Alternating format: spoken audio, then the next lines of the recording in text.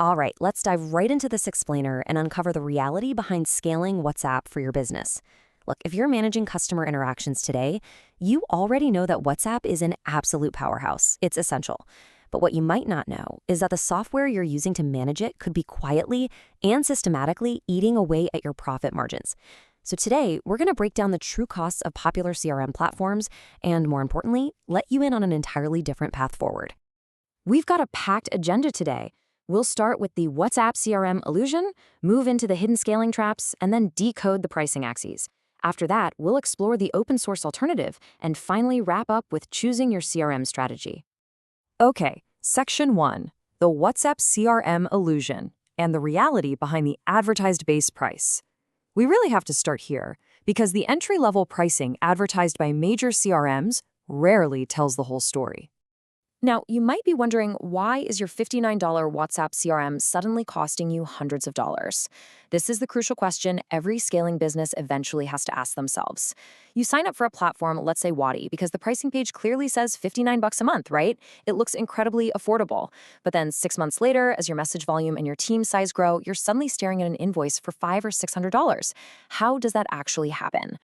Well, to put that into perspective, consider this number, 260%. A 10-person team on Wadi's growth plan actually pays 260% more than the base price once extra user seats are factored in. See, Wadi's entry plan has a hard cap of just 3 users. The exact moment you need to add a 4th team member, you're forced to upgrade to a much more expensive tier, and then you're paying steep per-user fees on top of that. That advertised base price, it was just the entry ticket. Moving into Section 2, the hidden scaling traps, unmasking the SaaS multipliers. Let's look at the variables these companies use to exponentially inflate your bill. First off, we need to understand a fundamental difference here. There's a big difference between paying a BSP middleman versus utilizing Meta's direct cloud API. A business solution provider, or BSP, is a platform like Wadi or Respond.io. They give you a nice, clean dashboard, but they sit right between you and WhatsApp, and they absolutely charge you for that privilege. The WhatsApp Cloud API, on the other hand, is Meta's own infrastructure. And here's the kicker. Accessing it directly is completely free. So the trap is that you aren't just paying a flat fee. Your costs are secretly multiplying across a bunch of hidden variables as your conversation volume grows.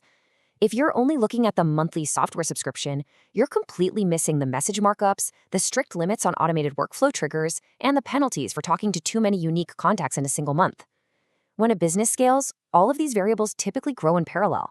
And that creates a massive compounding multiplier effect on your final bill. All right, Section 3, decoding the pricing axes. Let's take a closer look at Wadi and Respond.io. Let's break down Wadi's 3 scaling axes. First, volume and markup. Multiple independent analyses show Wadi adds roughly a 20% markup right on top of Meta's standard per-message fees. Then, team size. If your team grows beyond 5 people on their higher plans, you are paying up to $69 extra per month per user. Insane, right? Finally, automated triggers. If you run a busy e-commerce store and your automated order confirmations fire more than a few thousand times, Wadi hits you with top-up fees of around $40 for every extra 1,000 triggers. Now, compare that to Respond.io, and you'll see a classic scenario where you have to basically pick your poison. Respond.io beautifully passes Meta's conversation fees directly to you without any markup at all. Sounds great, but their trap is the monthly active contact limit, or MAC.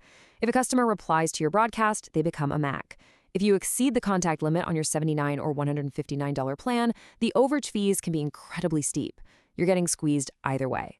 And, it really doesn't stop there. Even basic e-commerce necessities, like a Shopify integration or AI chatbot replies, are partitioned off into separate paid add-ons and super strict quotas. For example, Wadi charges an extra $5 a month just for the Shopify plugin. And if you want to use AI, they split your limits into 2 completely different buckets, one for agent copilot suggestions and one for customer-facing chatbots. It is literally death by 1,000 cuts. Okay, Section 4, the open source alternative, bypassing the SaaS middlemen entirely. There is an escape hatch here, and it's really the core engine of this explainer. What if you could just completely cut out the middleman?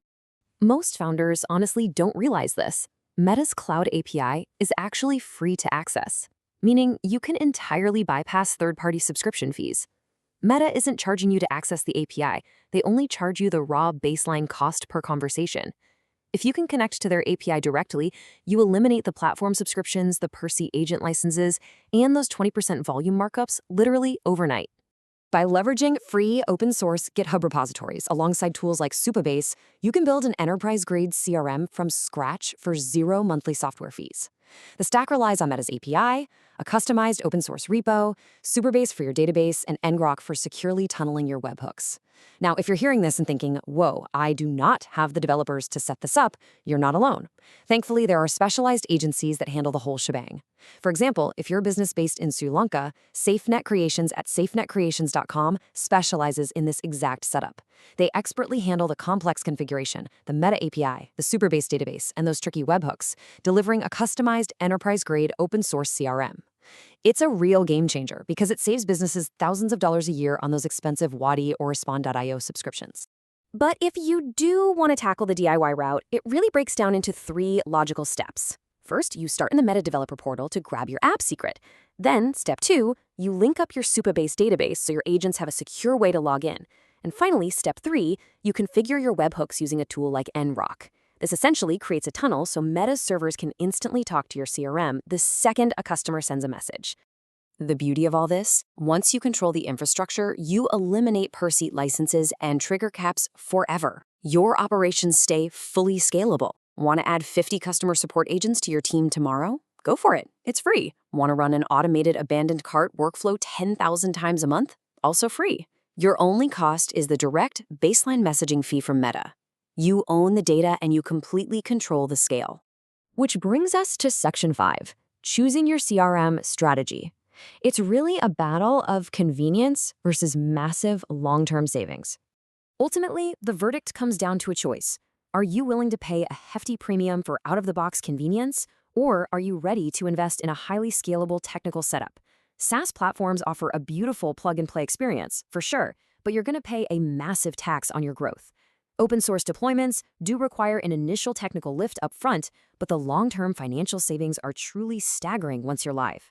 So, I'll leave you to ponder this final question as you audit your own tech stack. Look at your last monthly invoice. Look closely at those extra seat fees, the automation top-ups, and the message markups. Are those charges actually driving your business forward, or are you just renting convenience? Audit your stack, weigh your options, and maybe it's time to stop paying the middleman tax. Thanks so much for joining me on this explainer. I really hope this helps you make a smarter, more cost-effective decision for your team moving forward. Until next time, keep learning and keep scaling.